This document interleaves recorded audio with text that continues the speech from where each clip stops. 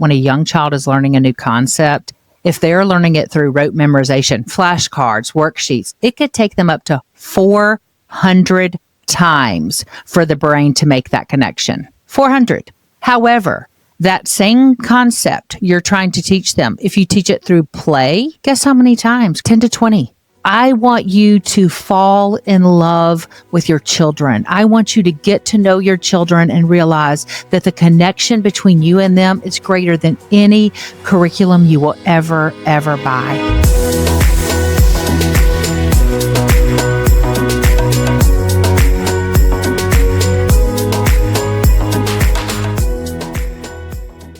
Welcome, everybody, to today's show. We have a guest today. Woo!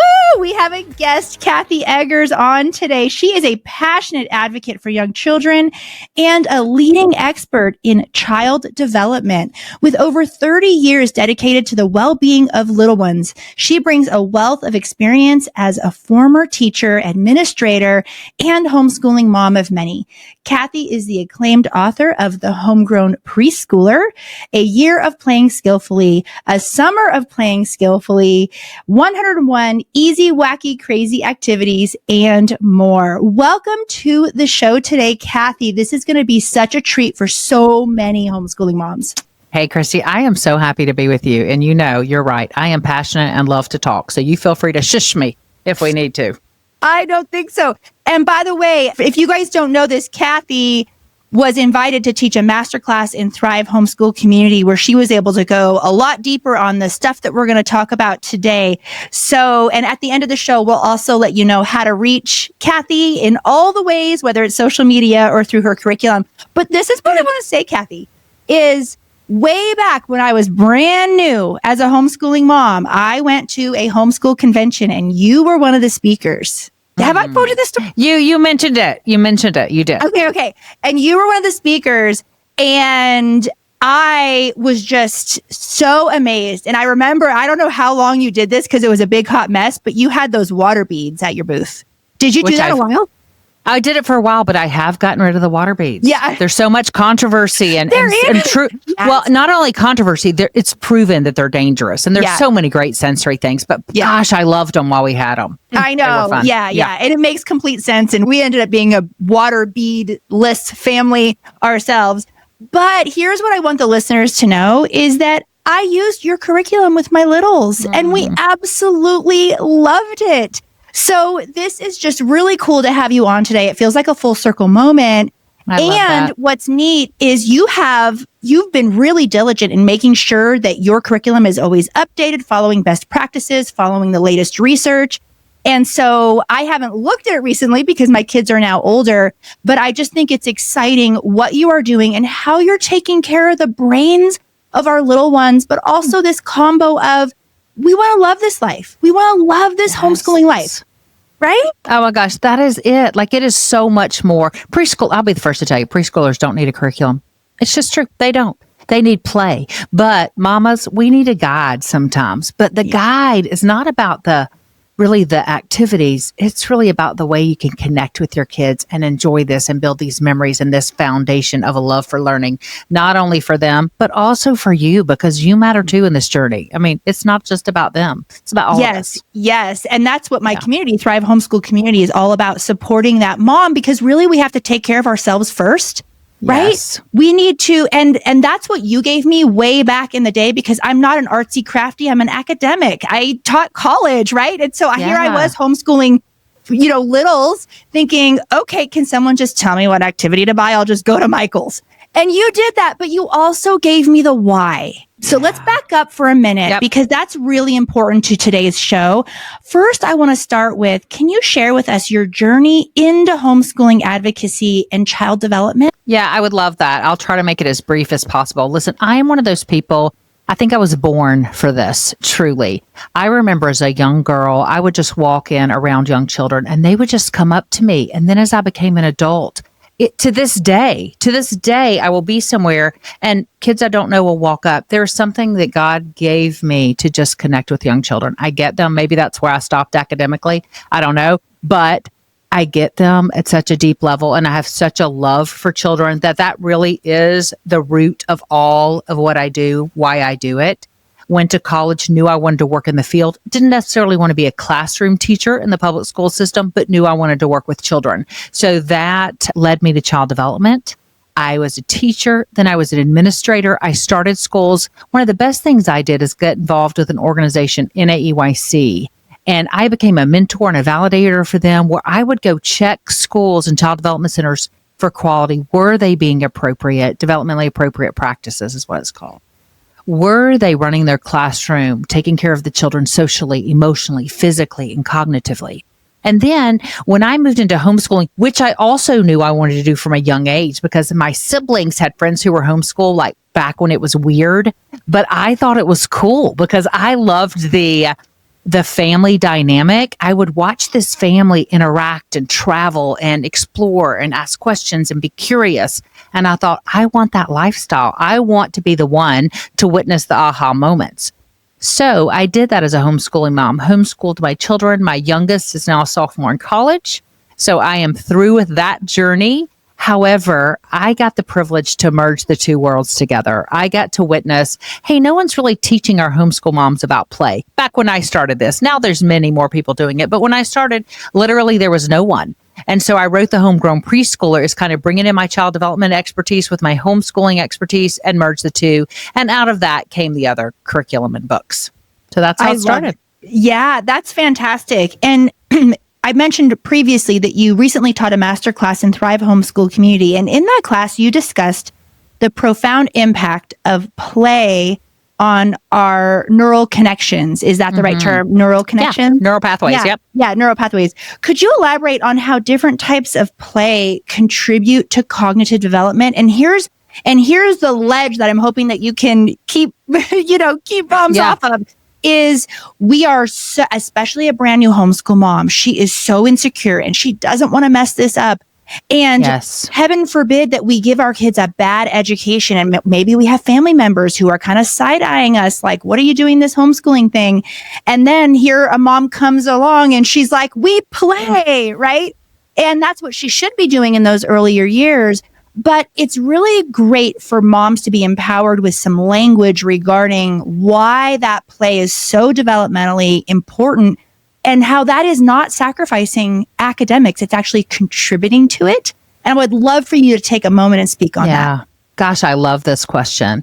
And the research is there. I mean, if you do it, one of my favorite child development specialists, Karen Purvis, she's no longer with us. She has done so much work she did so much work out in Texas. And I think the research she did on neural pathways, speaking of, do you know that when a young child is learning a new concept, if they're learning it through rote memorization, flashcards, worksheets, it could take them up to 400 times for the brain to make that connection. 400. However, that same concept you're trying to teach them, if you teach it through play, guess how many times, Christy? 10 to 20. 10 to 20 versus 400. So if we just start there, if we just say, okay, well, that just makes my day a lot easier. If they're in, that's why even in our curriculum, we repeat activities. I encourage you to repeat them because kids do need it repeated, even in play. But the concept will be grasped so much quicker through play than it is through rote memorizations. The other thing is every area of the brain is developed through play. Listen, executive function. Do you know the best way to develop those problem-solving skills? Through pretend play. Literally, when we're doing kitchen and we're making recipes up and we're saying we're going to make spaghetti and meat sauce, but we're going to put syrup in or whatever. That is the brain actually strengthening the executive function, that prefrontal cortex. It's amazing what it does. Fine motor skills. That helps them get ready to write. If they're not playing with Play-Doh, if they're not squishing in the mud, when we want to look back of what childhood used to be, when it was outside all day, when kids were in the creek, when kids were digging in the mud, those kids were strengthening fine motor skills to hold a pencil to write later. So not only are you giving them what we would say is fun, it is the way the brain was wired to be developed. You must do it through play if you want it. In fact, when you choose not to do it through play, the brain actually has to develop a workaround. It has to go, wait, this is not how I'm wired. I can figure it out, But that's part of why it would take 400 times to get that same information in the brain. Some of it right there. And that message is really hard to hear for a lot of people because we live in a culture where play is not valued in this particular way. I mean, leisure time is valued, right? We work really hard so that we could have play, but that's play is not considered the work. And that's something really hard, even as we're deschooling women that I coach, that just because something is fun doesn't mean that it didn't count as learning. Can you speak to that a little bit? Yeah, and I want to be real careful with this too, because again, I go back to not here to push my curriculum at all. In fact, again, you don't need it. But the reason we do it is people get overwhelmed. I think parents get overwhelmed with, okay, what does that mean? It's just chaos that I just go check out on my phone and they're over there learning as they're beating each other up and Legos are flying across the room. It's not that. So sometimes it really is uninterrupted. That is true. They don't need us in the middle of their play. But sometimes we do need to set up an invitation to play. We do need to set up, I want to see about some color mixing. So we're going to set that up and invite them to come in. Often they will change it. And that's the key. Even if you set up an invitation to play, Christy, be flexible that the children are going to change it. I remember just recently a friend, she posted something on TikTok. She bought this cute little case. And I'm like, oh, that would be so cute for Barbies and Barbie dolls. And then another person commented and said, well, my daughter said it'd be perfect for all of her kitchen utensils and her pretend food. And I thought, yeah, that is better. Like kids do it better. They naturally do it better. They figure it out. So as you're playing, really let them be invested in that play. Your role is a facilitator. Whether you're in play or even as they get older, you aren't supposed to be coming in vomiting information on your children. You are a facilitator to help lead them to that information. You help spark the curiosity. That's your role. Yes. And I think the core of this, and you and I think, are in such alignment on this, is we have an understanding that an education is not content. That's not an education. At its very core, an education is the cultivation of a human being. It is developing skills so that our kids can do whatever they want to do in their lives, right? Spot on. And when you don't do that through play, there are gaps in that. Because often, if you're doing it, let's say a worksheet or a flashcard, you're not working on the social emotional skills. And those are huge. You've got to develop. We're seeing so many kids who lack coping skills today because those social emotional skills were not developed in the early years. And I'm sure you know this, but that stuff is developed by about age 7. So if we skip it and say, oh, but I'm teaching them to read. I know we do our flashcards every single morning in Morning Basket. We've got our flashcards and we do the weather. But are you teaching them to process their feelings when they're feeling sad or anxious or scared? Mm-hmm. Are you giving them the opportunity to write that down, to say this hurts, when you did this, it felt this way? That is just as much a part, if not more important, I think, than some of the other content we want to put into our day. Yes, absolutely. And it's interesting because in the past 10 years, there's been a lot of research done on, okay, what makes a child successful in life, right? And first we ask ourselves, well, how do you define success? But we'll leave that there. Sure. Employment or whatever. Okay. Yeah. But the studies were saying that they used to say it was primarily involved parents. That is what moved kids along. They were able to reach their goals. They were getting the college degrees. They were gaining employment, whatever that success looks like. Sure. So, but what's interesting is the pivot that has happened. And the latest research is so fascinating to me but I think it supports the previous research. It just didn't get right to the bottom of it yet. They're now finding that the key predictor for academic success is emotional regulation. Mm-hmm.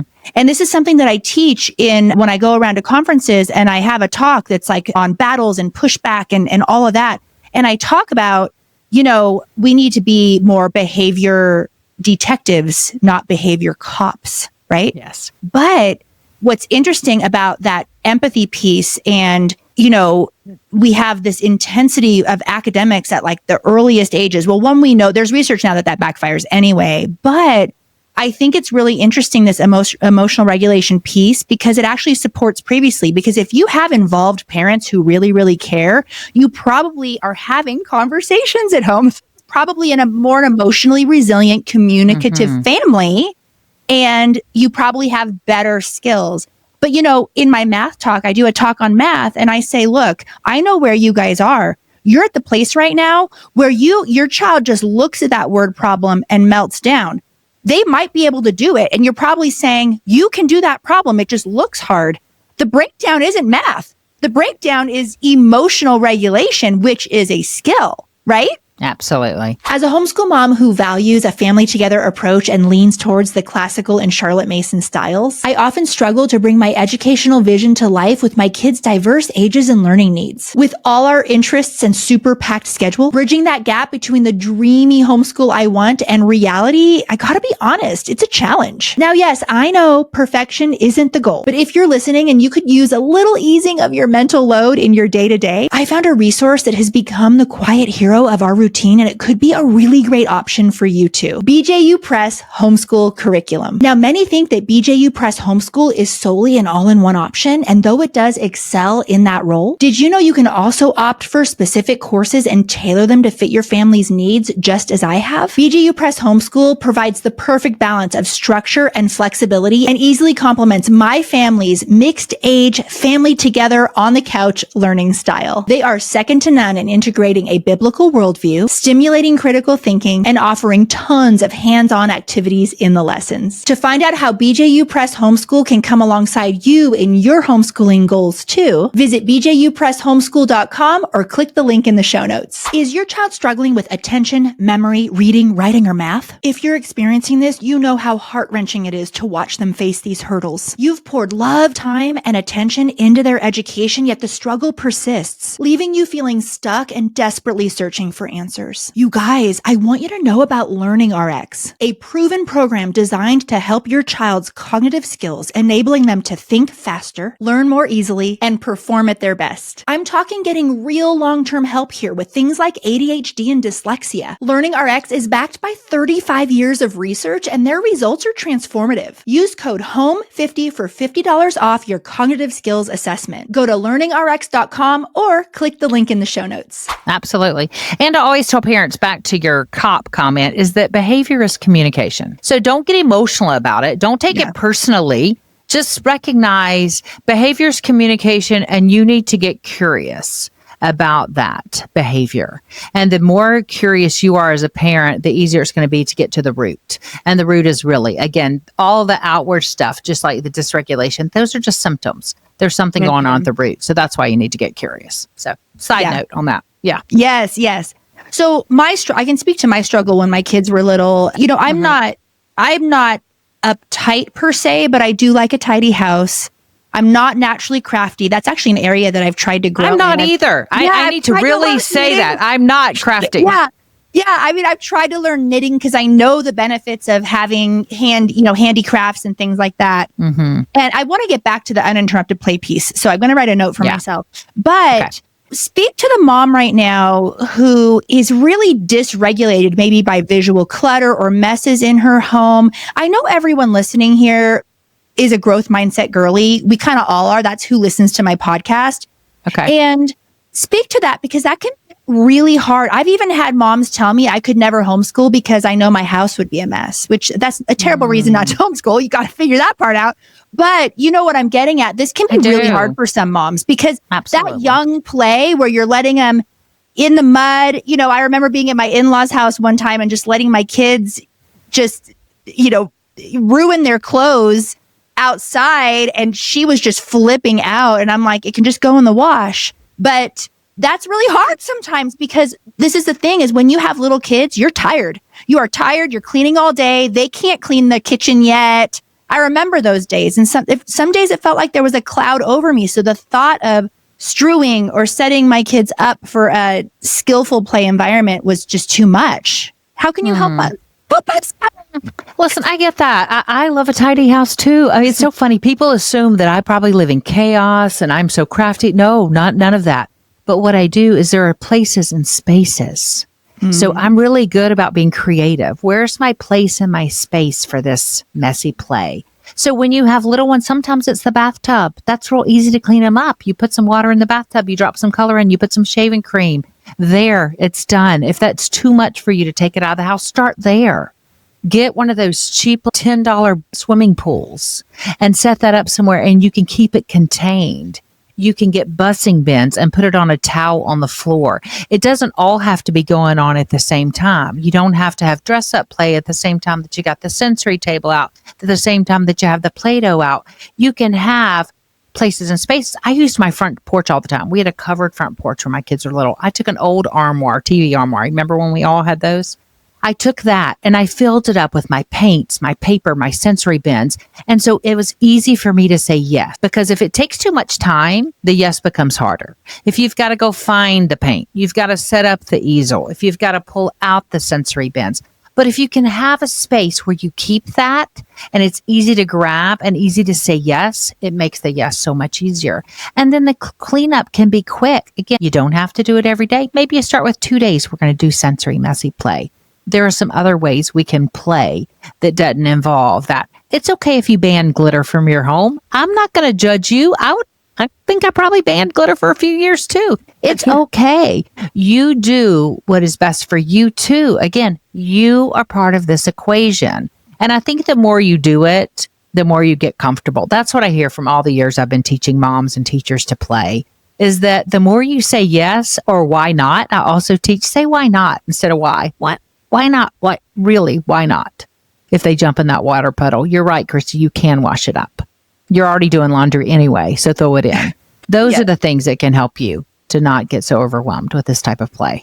Yeah, I think that's really helpful. And I want to go back to this concept of uninterrupted play, because I'm a historian and Charlotte Mason wrote about this. And so did Peter Gray. Talk about people that are totally different, right? And this concept that you're talking about right now might feel a little bit too unschooly for some listeners.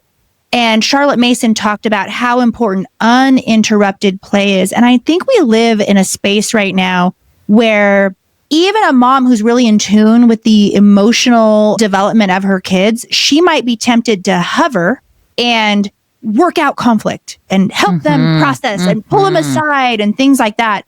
And I feel like there needs to be a little bit more freedom to an extent. We don't want to condone abusive behavior or anything like that, but to an extent, let kids kind of work it out. And Charlotte Mason even said they need to be gone. They need to be out and for like hours on end where mom doesn't even know what happens, right? And that's so foreign for us today where, I'm scared to let my kids go out in the cul-de-sac because our cul-de-sac has been very busy for the last week. And there's a lot of people that I'm not familiar with. And so here I'm the mom saying, play in the backyard. I don't know. There's a lot of people, right? So again, I get that too. I think you have to know your place and where you live. But as far as what uninterrupted play looks like, it really is where you have no expectations. And that's the hard part. I think even in play, we as the adults put our adult brain on it. So if they're playing, let's say they're doing a fairy, they're making a little fairy house. And we're like, oh, I could buy these cute little things at the Dollar General and I could put that out and I could go collect this for them, versus starting with the questions.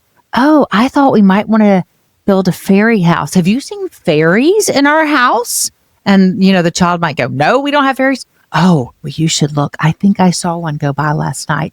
I wonder what we need first. So you can be a part of that, but by asking that question, and then you can slowly back out of it. So if you have a child who doesn't play, and I hear that from parents, well, my kid doesn't know how to play. Well, they probably do. You've just jumped in too often. But the uninterrupted part is then you back out of it and you let them go, and you let them go gather the things, and you let them build their fairy house. And they might say, Mom, can you come play with me? And you're like, I hate playing with kids, or I'm not good at it. All you have to do is sit next to them and say, what do we do now? What do you think should happen next? Just open-ended questions. But that should be the minimal. Really what I want is them together interacting with each other. And to your point about problem solving and when children have problems with each other, we need our kids to develop these problem solving skills. If they don't have disagreements, They are not going to know how to talk to a boss, to a friend, to a spouse. They've got to start that conflict resolution early. Now, you might have to come in beside them and say, wow, I see that you took your brother's toy away and he hit you on the head. How can we make that better? Oh, I could hit him on the head back.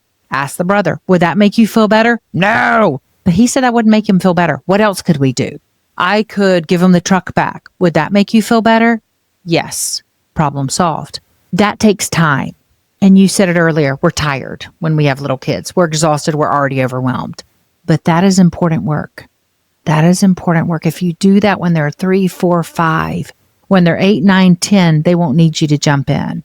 So again, that goes to that uninterrupted. You do have to be there, but you don't have to be all in it, and you don't have to take over, whether it's the pretend play, whether it's the building, the painting. I see so many parents, when I set up an invitation to play, they will come in and want to take over.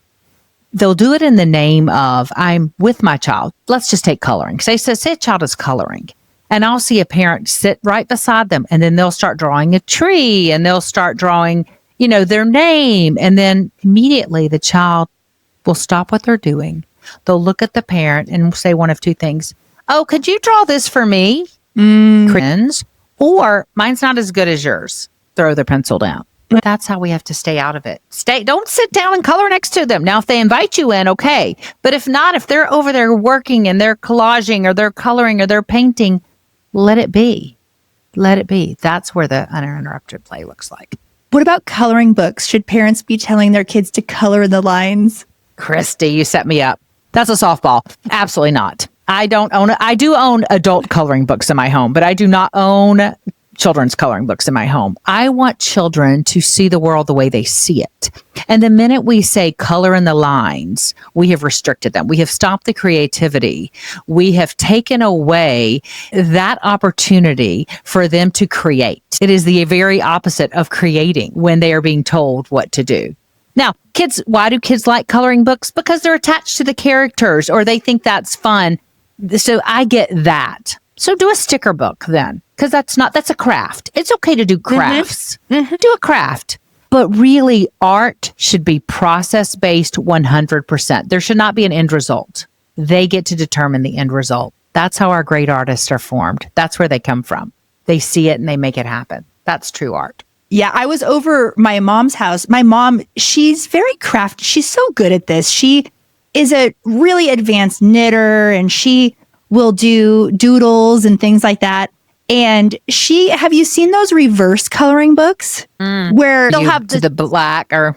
Yeah, they'll have the splotches of watercolor and then you see something and draw the lines. Oh, no, I haven't seen that. Yeah. And so it's literally looks like a watercolor on a page, and you look at it and then you see what you see. It's almost like looking in the clouds and then seeing animals or kind of like that. And then you draw the lines. And I was just like, Mom, you are so cool. Like, I come over and I see her coloring books and her knitting. I love that. And I have so much to learn from my mom. So, but anyway, yeah, coloring in the lines is kind of it's one of those things, and it's really hard. And the other thing too is that parents often feel like their kids are a representation of how they're doing with their homeschooling. So, of course. So let's talk for a minute about this deschooling that really is what you're talking about. We're deschooling you guys right now with like, what is an education? Let's ask these bigger questions so that we can actually give our kids what they need, not what society says that they should do, what they actually need. That's really hard when you go over to the grandparents' house and they put down a coloring book, and then that grandmother is saying, no, color in the lines, do it this way, do it this way. And then the mom is like, right. She's kind of torn, but then she's feeling like the parent, that maybe the grandparent is judging her and the education that she's providing. And that's really hard for us as parents. I remember I had an experience at church one time, and my kids learned cursive first because when I started, I was a true blue classical homeschooler. Do it, girl. Of course, I taught my kids cursive first. But anyway, my kids, they only knew how to do cursive. They were pretty small, and they went to church and they went to the Sunday school, and the teacher said to print their name And it was terrible. It was terrible because I never printed. And I remember being mortified. What must that teacher think of the homeschool job I'm doing? I felt this need to like defend myself or this or that. Absolutely. And so that can be really hard. And how can we find this security? And we don't want to make comments that seem judgy back. That's not what we want to do. What would you say to that? Before we continue, I want to share with you a program that's been a game changer for our homeschool. At our center, we instructed and helped kids through pretty much every math program on the market and know firsthand just how important a solid math foundation is for our kids' futures. As a career educator with high standards, finding the right program that checked all the boxes felt like too tall of an order until one day I tried CTC Math. CTC Math is an online math curriculum for K-12 students with motivating, interactive lessons that allow kids to learn at their own pace. It does all the teaching and grading so you don't have to, and their adaptive lessons adjust so your child is progressing confidently. With CTC Math, your child is getting a top-notch education and you just made your homeschool life easier. Visit ctcmath.com to start your free trial today or click the link in the show notes. I've got some news. There's a new reading curriculum that ditches workbooks and drills for fun and games. If you're thinking fun and games sounds a little too good to be true, it's not.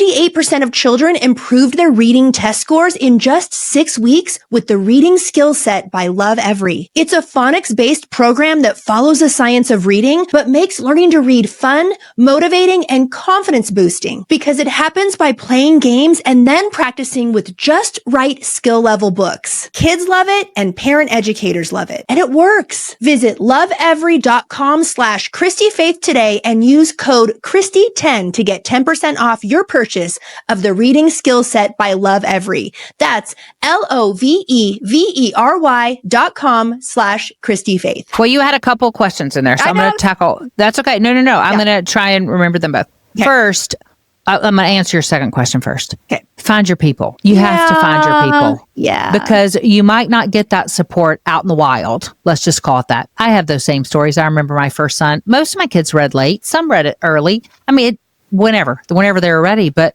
I remember one particularly, they wanted him to read in Sunday school and he couldn't read the Bible verse. And he was like 6.5, maybe even 7. He couldn't read it. And he was embarrassed and the teacher was side-eyeing me. And so I had to have a conversation with him and say, oh, but look at all these things you can do. Mm-hmm. And you know that story. You could have told that story in the Bible. You just didn't, that reading hadn't happened yet. And that kid, I mean, he's always the one I always say, he almost scored perfect on the language arts section of SAT years down the road. I mean, it is not, when your child reads does not determine how smart they are. I mean, it has nothing to do with that. Yeah. It is when their brain is ready to, just like potty training. It's not like, does that determine a dude's aim when he was potty trained? No, it doesn't. It's the same with reading. It doesn't. But anyway, so I would say find your tribe. You've got to have a good support system around you. Another homeschool mom, a mentor, someone who's done it before. Join your Thrive community. You've got to have that because you're going to need that because it is hard and that judgment does come. If you escape that, you're rare. We all have been judged. If you've been doing this for any time, you've been judged, especially me because I'm wackadoodle, right? I think, we chased play. We chased my kids' passions. Our schooling looked so different than a lot of people. And that was okay. But I also had my tribe who believed in me. So find your tribe. Back to your first question, talking about the coloring book at the grandparents' house. That's a great one because there are 2 ways you can go. Number one, share your heart for play-based theory. I think it's okay to share it, but a lot of people aren't going to get it. It's one of those things I think until you buy into it, you might not get it. Mm-hmm. Buy them. Like one of the books I wrote called 100 Easy, Wacky, Crazy Activities is a great grandparent book. Hand them that. Say, here's some great things. I want you to have this book or any book. Not my book, any book that does that. I want you to have this book. And these are some fun things I want them to do when they come to your house because I don't have time to do it because I'm exhausted and I have the little kids. But maybe grandparents often do have the time. So let them be the one to do some of the messy things. And then lighten up. Listen. One grandparent comment about the coloring in the lines is not going to determine your child's self-worth. Do I like it? No. But I really do care about that relationship with that grandmother. And I really want, you want your child to spend time with that grandmother. So in that case, do I think it's harmful? I don't. So I think it's kind of both and, right? We can probably lighten up a little bit on that. Oh, we don't do it that way. and realize that they're really trying to make the best with their grandchild and make memories too. So anyway, hopefully that answered both questions. Yeah, no, and I think it's nuanced, depends on the relationship and the situation. But I do think that because when we become really passionate about something, and homeschool moms, we're making a lot of sacrifices to do this. A lot of us are giving careers. And so when we care so much about something, it's hard and it hurts for someone to be like, that's ridiculous, right? Or that's crazy, or you're damaging your kids or something. So I think that that's really important, a really great message. What I heard is, in a loving way, we can lighten up. We can lighten up the relationship if it's generally healthy, right? If this person's not a narcissist and abusive, right? We can lighten up and a little bit and just realize the relationship is more important. You can have conversations with your kids after. You know what I loved about what you said earlier about your son? I thought you were going to say, I had a conversation with the teacher. No, you said, I had a conversation with my son. Yeah. And I almost wanted to cry because you had a conversation with the one that mattered. Correct. And who cares what the teacher thinks? Who freaking cares? Who cares? And, I had to learn this the hard way when I, became Christy-Faith, is everyone had an opinion. Everyone had an opinion. And I realized, oh, wow, like these people don't even know me. They don't know my calling. They don't know my heart. They don't know my credentials. They don't know. And so I realized really quickly that I had to create a small circle, a very small circle of people who actually I don't need to go into the details, but I think that your message on finding your people, I think with everything we feel passionate about in any area, that's really important. If you are a working homeschool mom, find other working homeschool moms, because the reality is we have to homeschool differently than a mom who is not a breadwinner too. We have to find those people, find people who believe in the things that you believe in, and that will uplift you and always give you the benefit of the doubt and help you and not judge you. And that's what's so beautiful. Now, you've been downplaying. You're like, don't buy my curriculum. Well, I want them to buy your curriculum. Because, I do too, but I really just believe in this. And I don't want people to think I'm on here with a sales pitch. I'm not. No. I want you to fall in love with your children. I want you to get to know your children and realize that the connection between you and them is greater than any curriculum you will ever buy. That is what I came on this today to say. Yeah. That's the most important. And I know that and I see it, but can I please ask you a couple questions about the curriculum? Sure. You can. So you recently did a pretty massive update, and there was nothing wrong with it before, by the way. No. But can you just speak a little bit to what you updated, what you changed, what a mom can expect? What I remember loving the supply lists on there. Can you, when a mom opens up this curriculum and looks at it, how does it help make her life easier? So 2 questions there. Again, sorry, Christy, can you control yourself? You are a queen girl. I love it. Listen, a year of playing Skillfully, I used to write curriculum for child development centers, for programs. I trained teachers. I did this. So it was easy for me to do. But I realized for moms, like I had one comment. I don't often get this comment, but someone said, well, can I go on Pinterest and find this same stuff? I mean, you can, especially in today's world. You can find it anywhere. It's not new information. But what I did do is I offered it from a child development perspective, knowing that it's developmentally appropriate for children ages 3 to 7. And it goes, some use it longer, some start it earlier, but it's a multi-age curriculum. So that has stayed the same from the first edition. You can use it many years in a row. I just had a sweet mom message me last night. She's buying the second edition. She's been using it for all 10 years. She adopted most of her children. They've just recently adopted a new 2-year-old. So she wanted the new edition for that. I did take out the faith information. The first edition, this is one key thing. It did have some Bible verses and some holiday activities around faith. And we did have families who wanted it neutral. And so what I did is I kind of pulled it out. We still offer a faith guide. It's free. You don't have to pay for that on the website. You get it. But we pulled it out of the main curriculum for families who might want a more neutral curriculum. So we did that. We added new books in. We added a bigger book list. I went through every activity, making sure that it was process, open-ended, allowed for uninterrupted play. I just looked at it again with fresh eyes after all these years of writing it. I put more details in the beginning. How do you set up your day? How do you set up the materials? How do you set up your schedule? Gave you a sample schedule. I tried to include everything. Before we would say, hey, you need to buy the Homegrown Preschooler, which is another book. and this. And I really just tried to put those meaty things in this because money. And I didn't up the price. I kept the price the same as before, even though prices have definitely skyrocketed since we first put this out. But again, I know it's hard. It's hard to afford a lot of these things. So that's kind of the main things. You know, it gives you a monthly checklist. You remember this where you can pick and choose. I want you to repeat it. If you're a working mom, it can work with your schedule. What I love the most is there's no Monday, September 10th, do this. Tuesday, because that never happens in our world, you guys. The toilet overflows. A kid shoved a Lego down there. Someone's thrown up. The dog is peed on the... It never happens the way you plan it. So this gives you the freedom without the guilt. Because often, I don't know about you, but I would feel guilty if I didn't get it done the way it was supposed to. And so this kind of takes that away. But that's some of the major updates that we've done to it and are proud of. Yeah, and that is so true. I often tell moms, because I get a lot of new homeschooling moms, and they're asking me about lesson planning. And I was like, the day I quit teaching was the day I stopped lesson planning. Yes, and girl. If anyone is asking you to lesson plan, run in the other direction, because that is not how we do things on this side of the internet. Homeschooling mom, same. Please don't be lesson planning, because it just makes you live in the gap. In that gap. Oh, I'm not done. I'm not where I need to be. I didn't finish this. I didn't do this. It's just, that's such a terrible place to be homeschooling from, especially when we want this to just breathe life into our kids' childhood, and we want to be enjoying this too. One last question, very concrete. How many hours a day should we be homeschooling our little preschool kids? What should it look like?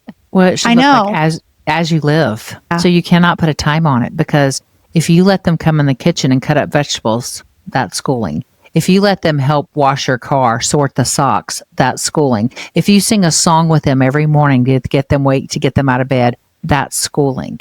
There shouldn't be a sit down. The biggest sit down you do with a preschooler, and I am all first grade, is reading to them. Reading, have them tell you a story, journaling, painting.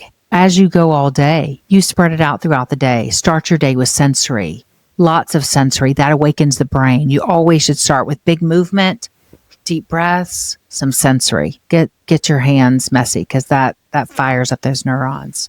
So that's a hard one. It's as you go, as you live. Yeah. And you know what we coach moms to do sometimes, because this is so far down in terms of deschooling, because it's so hard to conceptualize play as being valuable in our culture. Right. And we want to have something to show for the education that we're giving our kids. Something that we do when a mom is really struggling is we just tell her, at the end of the day, just write down what your kid did. Just write it down. Yes. Right? You could literally throw it in ChatGPT the next day and ask ChatGPT what the value was, and it'll spit out all this stuff. And that's fabulous, actually. If you are a mom right now who's thinking, but I just need to know that this is valuable. I just need to know what I've done. I got to have something to, we also have a lot of moms who their husbands are maybe on the fence and like letting them experiment with homeschooling, and maybe they want to see concrete stuff. So this is just one little suggestion. If you really do need that, if you need that concrete, write down what your kid did. Later on, if you need to, you'll probably start training yourself to actually see the value in it, the academic and educational value in it. But until then, you can throw it in ChatGPT. It'll spit out the value, and then you'll have like a notebook that is evidence of the amazing education that you're giving your kids. You just look at the things I mentioned. Sorting socks. What is that? Well, it's math, because you're sorting, but you're also language arts, as you're talking about whose socks are these. You can do more math concepts. Are they bigger than my socks or smaller than my socks? You're setting the table. You're doing order. You're doing critical thinking skills. Again, you're also doing language arts with that. Telling stories, reading books, all of that. When you start thinking specifically of how this one small thing is learning, it really is mind-boggling why we all aren't just playing more, because it really does do wonders for the brain and for the foundation. And let me finish with this, Christy. Here's the thing to ask yourself. Has it been in the hand? If it hasn't been in the hand, it's not going to be in the brain. Kids need it concretely before they can get it abstractly, the information. So if you want to teach them about circus, go to the circus. If you want to teach them the concept of a farm, get yourself out to a farm. If you want to teach them an apple, give them an apple. It has to be in the hand before that concept can get in the brain. And that reminds me too, Sarah Collins, who she is occupational therapist who homeschools, and she actually is one of the coaches in Thrive Homeschool Community. And I had her on the podcast, and she talked about this very thing where we need to be touching these things. We need it in our real world because the 2-dimensional screen is actually harming. We need to be out there. We need that. We need to be surrounded. We need to smell it, have all the senses.